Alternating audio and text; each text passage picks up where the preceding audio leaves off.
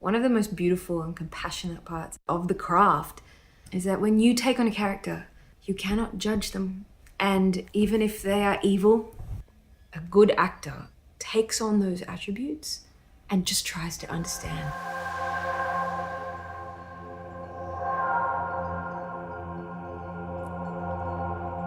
You're listening to the Makers and Mystics podcast. This is Season 3, Episode 5. For the past several years, Australia has become a bit of a second home for me. I've had the opportunity to perform there and travel as a public speaker. And over the course of my time there, I've built relationships with several communities of artists. And so this year, I decided to throw a microphone in my suitcase and begin capturing conversations with some of the artists and community leaders that I've connected with. And one of the artists I had the opportunity to sit down with is Australian actress and playwright Anna McGahan. Anna is most known for her work in popular television shows such as Anzac Girls, Underbelly, and the Dr. Blake Mysteries. She received the Heath Ledger Scholarship Award in 2012 and has also won several awards as a playwright.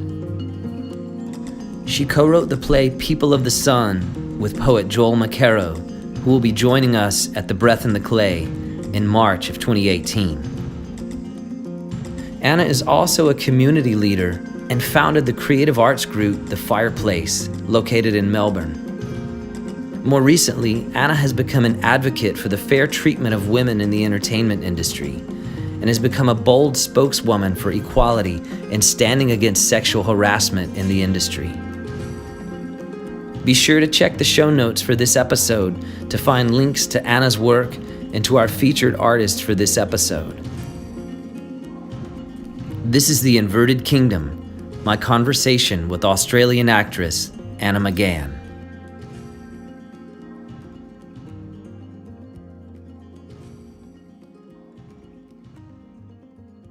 Tell me about Fireplace. Did you start Fireplace? I did. So this is a creative arts and entertainment community for Christian artists primarily, or just people seeking, or all of the above? I think all of the above. We get a whole mix. And I mean, essentially what happened is that I came back from the US after living in intentional Christian creative community. Mm-hmm. And to be fair, a different type, because these guys that I was living with in LA were gung-ho. They're missionaries, artist missionaries. I'd never heard of that before. And people that moved to LA because they had destiny, because they were artists and because they had skills, but primarily because they knew that there were a whole lot of people that needed some love. And so receiving that heart, living in that momentum, you come back to Australia where there's such a fear around Christianity. And yes, because of the politics, because of the religious elements to all of that. But also nobody knew, at least nobody around me knew how to partner a completely sold out, believing faith life and excellence and commitment in pursuing artistry and creativity. I would just watch over and over again as people would say, well, I'm choosing not to do the arts because it's going to compromise my relationship with God, because the industry is so dark and so fueled by drugs and sex and stuff. And then on the other hand, artists saying, well, actually, I used to go to church. I used to know God, but it didn't fit with this lifestyle, and getting swallowed by the industry and being pulled in that direction. And so I came home very unsettled. And I remember I came home and I was sort of chasing a boy, and it was quite toxic, and it really wasn't this was a few years ago, and it wasn't right. But on this particular night, I wanted to go out and see him. And God stopped me and said, no, I want you to stay home and I want you to spend time with me. And I'm not always obedient, but that night I really praised God, because I said, okay, I'll stay home and we'll talk. And it was just one of those open-ended things of, I'll just put aside time and we'll hang, God. What are we going to do? And he downloaded this to me. He told me what it was called. He told me it was called The Fireplace. He told me that it was a group for people in the arts, or in especially arts entertainment industry, but also people seeking creativity to be free in their faith. And so he told me to start initially this Facebook group and to put my story on there, to put the vision on there. He gave me what the vision was, and essentially curate this space for people to pray for each other, to share testimonies, and essentially encourage one another to be arts missionaries as the long game, like that was the longer vision, but to begin with restoration. And so once a month in my living room, it started with about 6 to 8 people. They'd come over. I lived in this tiny little flat, and we'd eat dinner and we'd pray and we'd worship for hours and talk about, and someone would share and talk about, well, this is how I understand my creativity with Jesus. And slowly it just started to grow. And the online group has about 800 artists that support one another, and the in-person space has a pool, in Melbourne, for example, has a pool of probably about 150 artists. And we still meet and eat food and talk about Jesus and creativity and worship and pray for each other. And so most of the people coming are either working artists or emerging artists or people in the film industry, or just a big mix? A complete mix. Yeah. And I love that. Yeah. We do get actors, we do get people in the film industry, but we get visual artists and musicians, we get dancers, we get people that aren't artists by vocation as well, that just are starting to learn what their creativity looks like. We get a lot of emerging artists, and we get some professionals as well, but at least in my vision, in my heart, you've got to have the understanding and the heart and the rigor to stand alongside someone that is desperate to try and break through, but actually may never. And they're still valid, and their heart and their creativity is still so valid. Yeah. Do you find that here in Australia that there's a hunger or a need within the creative community to really find a safe place outside of the Sunday service environment, I guess, where we can come and just be with one another and discuss things and find community outside of that context? Absolutely. And I've found too that a lot of people that we have coming to our gatherings aren't in church. They consider themselves Christians or believers, but they haven't had a church for a while, or they say they're between, but they don't have community, specific community where they're being served and that their heart is being reflected. And I think it is that they don't fit inside the church. I think we all do to a degree. But you're not always safe, actually, as an artist, because it's not always that easy for people of other personalities, like a creative personality is very unique, it's very specific, and it's not wired the same way. And the things that we do as artists particularly, and I know this, from an experience as an actor, some of the stuff that I'm exposed to, some of the stuff that I have to do in my job that I choose to do in my own conviction before the Lord, other Christians would be horrified. And there isn't a safe space necessarily to get up on a Sunday or chat to my friend or my pastor or my mate or whomever and say, oh, this is what I did at work this week, and have someone understand. But we try and create a space, a really non-judgmental space. And I think because it's multi-denominational too, you have to put these walls down where you have to expect that someone is going to have a different conviction or understanding to you. Where we can talk about this stuff and you can be vulnerable and say, hey, I'm working on this or I'm delving into these ideas, and most people think they're taboo, but I think there's God in it, and I think there's creativity in it, and I'm going to go there, and we can support them in prayer when other people might not.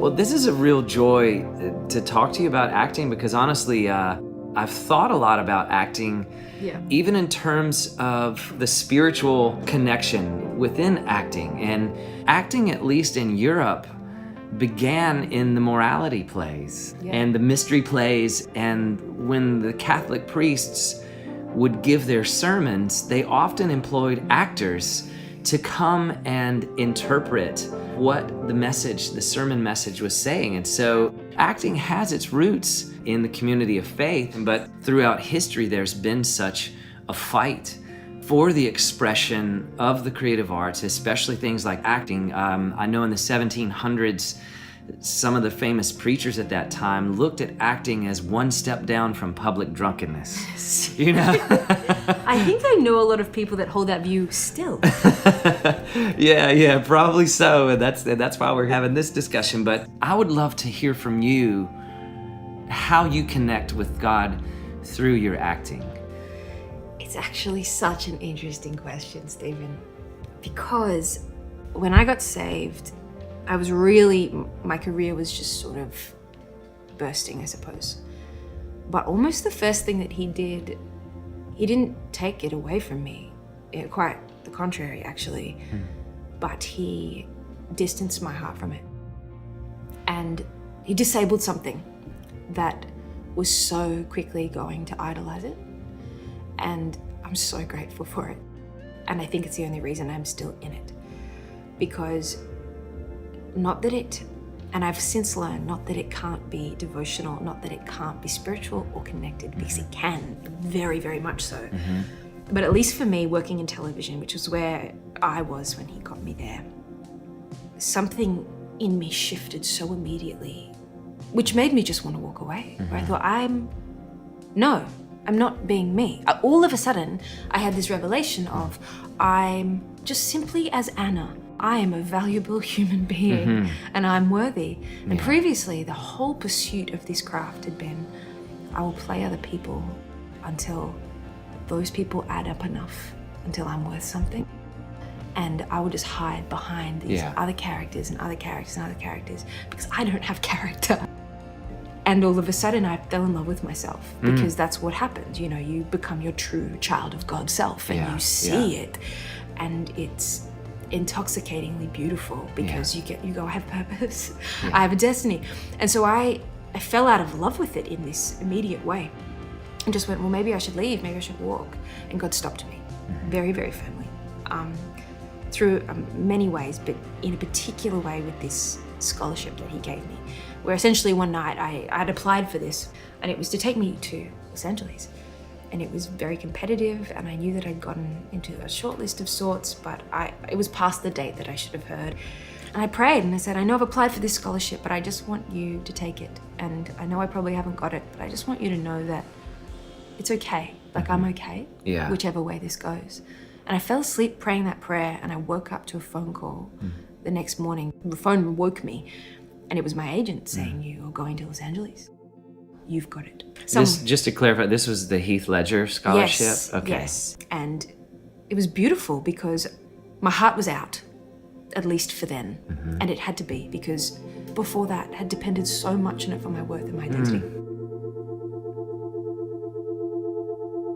What are some of the challenges that you face in your acting career?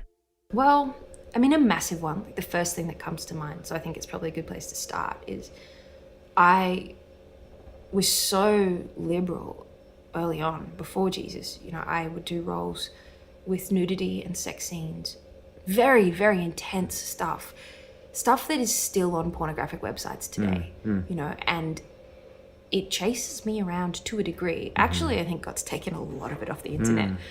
Praise him. But I did that, and then I did a 180. And I said, actually, I'm not going to do that anymore. And put a really firm foot down, and very publicly as well. Wow. Much to the distress of my agent and lots of people. You know, it got discussed.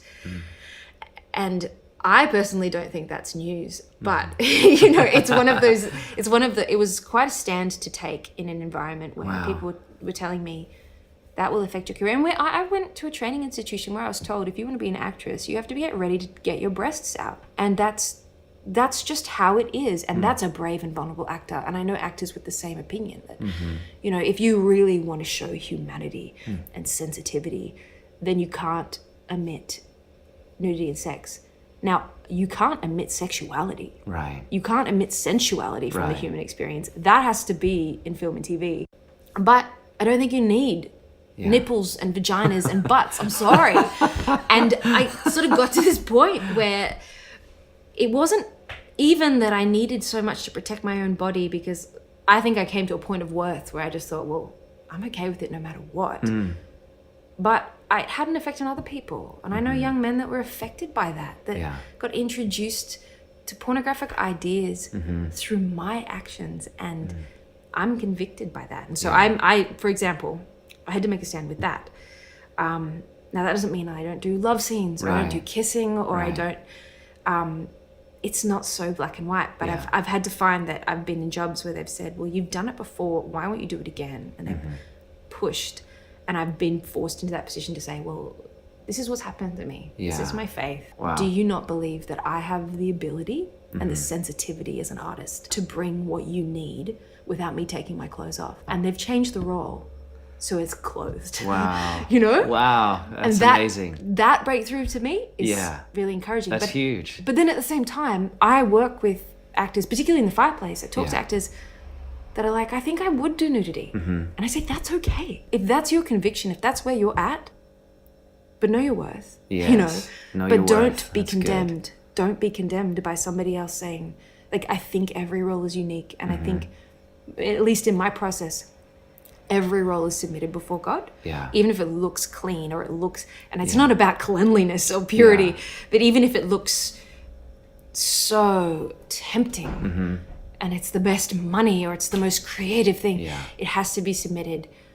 I personally feel I need to get the permission, and God walks me through it that way. And there are times where I've felt him say, that's not really for you, and I've done it. And I felt the grace of that. But I've understood why, you know, on the other side, that he said, that's not really ideal.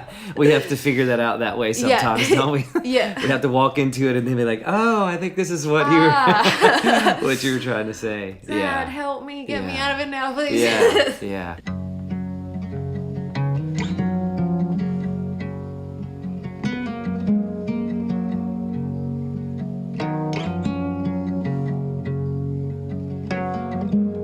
God gave me this boldness where I could go to work and meet actors and be on set, and I could just preach the gospel, and I could just be there, and I would just pray for healing for people, and they would get healed. That's awesome. And it's you know, it's that immediate, when you first get saved, and the radical nature of Christ is moving through you in such a way that it's unstoppable. You know, no prayer goes unanswered. It just is bam, bam, bam, bam.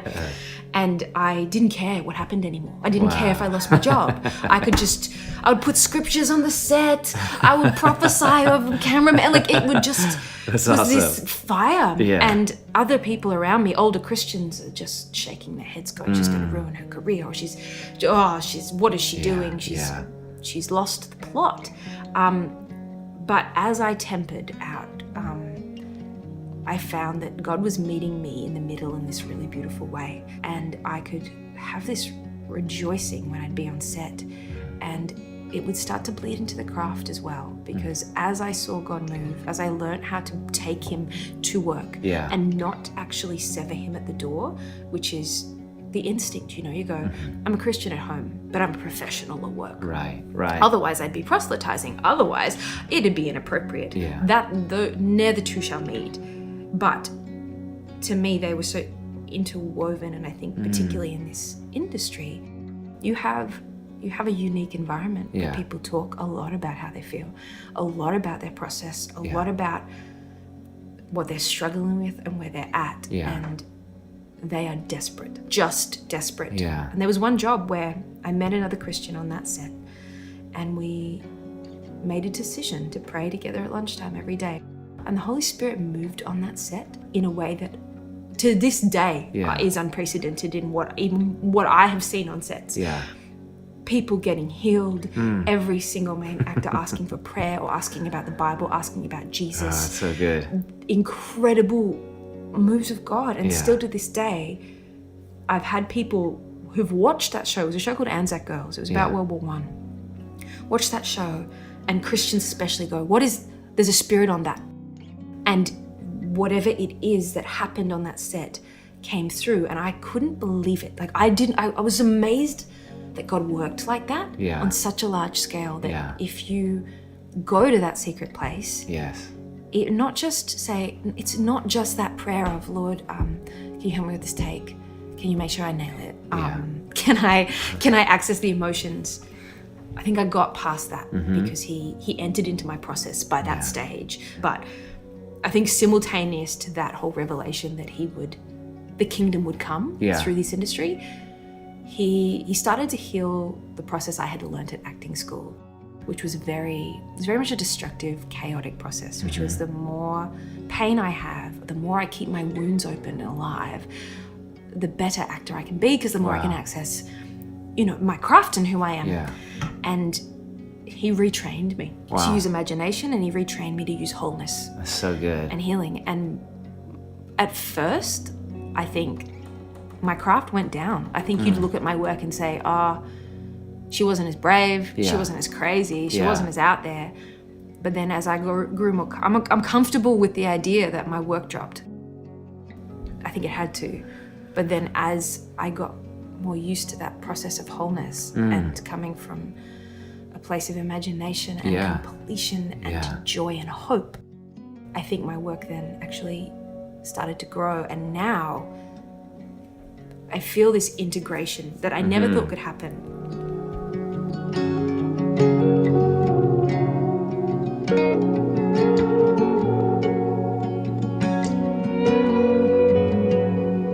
There's a tendency, particularly in performing art, where often we can do our craft in hopes to receive affirmation and acceptance, like you're talking about, is so predominant even in the acting industry, that our art form becomes a tool to gain self-worth, to gain credibility, to gain respect, to gain affirmation, to gain identity. It's like our art becomes prostituted for our own need.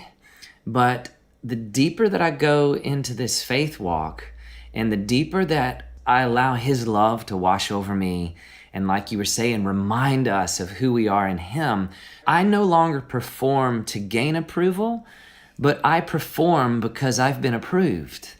That's amazing. I think that the process of that in my life has looked like me realizing that I'm not going to be the best. In fact, I might not even be that good. But if I have that invitation to do it, I don't have any shame anymore in going up there and being in process and just being okay at it, or being or working it out. I used to just struggle so much with watching myself on screen, just criticizing it, going, well, why aren't you at this level? Why aren't you like that actor? Why aren't you more beautiful? Why aren't you this? Yeah. And the self-hate and the criticism and this desperation to be perfect and to be the best, because only if you're the best can you continue getting work, and if you're the best then you'll get the approval, and then you're you're approved of and you're allowed to be there. But now I'm just here. And there's this freedom in it where it's okay. It's okay if you don't win the award. It's okay if you don't even get nobody even notices you there. It's the fact of the matter is, and I've had to learn this too, is that even in the worst performances of my life, there's usually one person, even if most people hate it, there's one person that goes, hey, I connected. Yeah. And it mattered to me. And having to just accept the simplicity of God would do it for the one. And why can't I do it for the one? Come on. Just be like, one person responded, and God would put me through every year of my training and every audition and every inkling and rehearsal of that. And I go, that's not fair. I want to do it for millions. But I have to take on that responsibility to go, he'd put me through it all just so that one person That's so good. has a little heart response. Oh, that's so encouraging. That's so validating. You know how many performances I've driven 8 hours in a van with 8 other people pulling a trailer of tons of equipment, and you show up, you unload, you set up the stage, you do sound check, you eat terrible food, and Sleep then on the floor. You sleep on the floor of this smelly, whatever, and 10 people come to the show.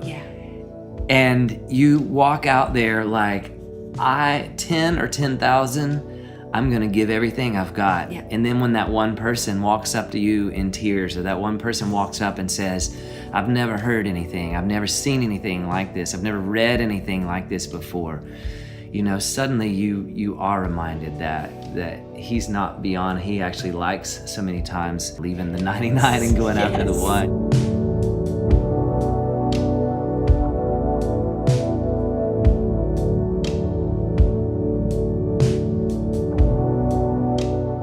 I love what you said earlier.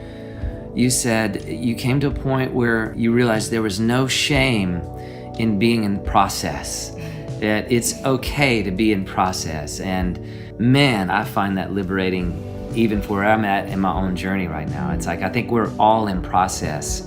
And I think if there was one thing that I would love for us to learn, it's that we have the invitation to be a safe place for people to be in process. Yes.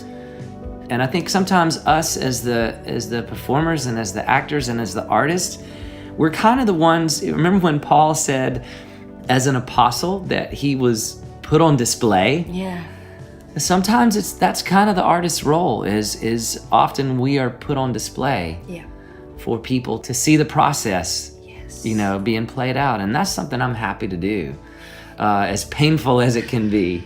It triggers that in me because you look at Paul and he's, I'm on display. Like, the destruction of me is on display. Right. The failure of me is on display. Right. And I think that we get this wrong thinking happening where we go, okay, I'm going to be an artist. Mm-hmm. My platform, my success will be on display, and people will see Jesus because of how high I rise, when it's so much more the inverted kingdom. Yes. And it's like people will see Jesus in how I deal with my failure and how low I fall. Yeah. And having to learn that and go, well, Yes. that doesn't mean that I can't seek excellence. That doesn't mean that I won't have incredible moments of connection and beauty. And that's the goal. You used the phrase the inverted kingdom, and that's something I think I read. You coined that phrase in some sense, or it's a phrase that you've used. No, I've read it. I didn't coin it. I inherited it from someone. I don't know who, but it's my favorite way of looking at Jesus. Well, is that what we've just been talking about? Or tell me what that's what the inverted kingdom is then, huh? It's essentially this idea that what you think is at the top is actually at the bottom. What you think is at the bottom is at the top. And if we can wrap our heads around that as artists, we have a whole new scope to deal with. Yeah. And as disciples and as pilgrims, our life opens up and we can break down this really broken idea of favor and this really broken idea of privilege and success and go, no, God's with the brokenhearted and God is with the suffering. He's also with the sinner. He chooses to sit at that table.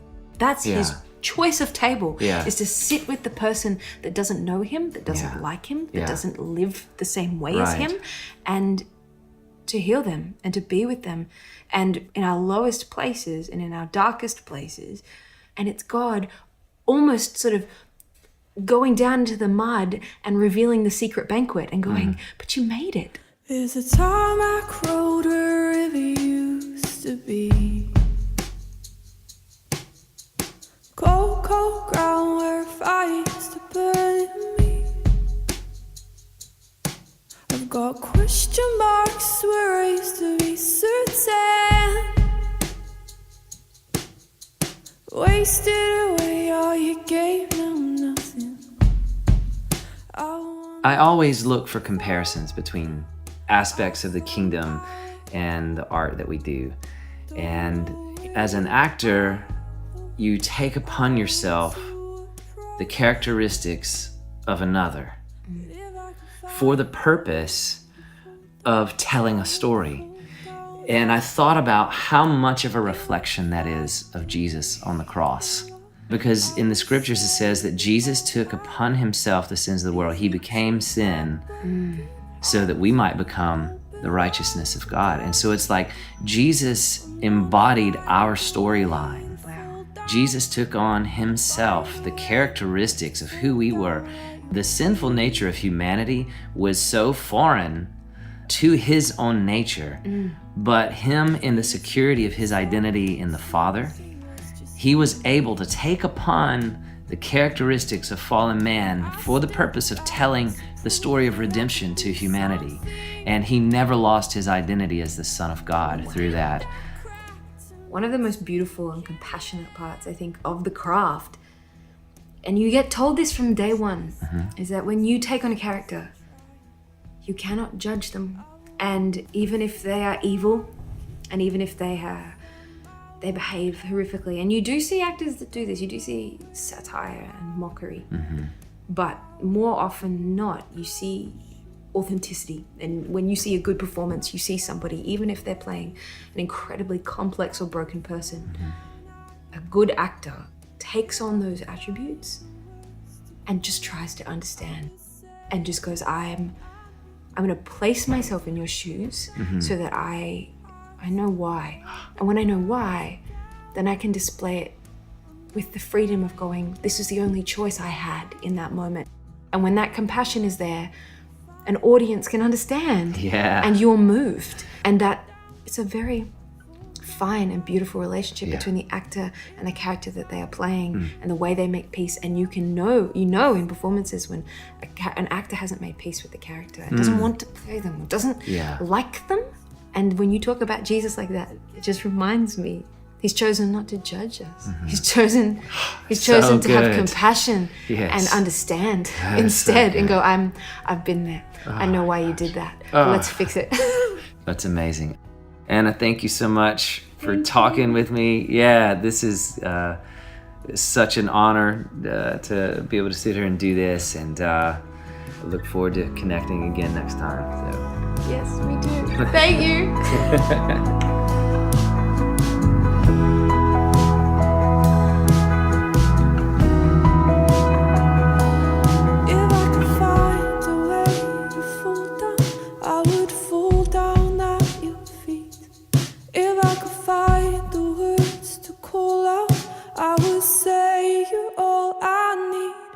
Thank you so much for listening to the Makers and Mystics podcast.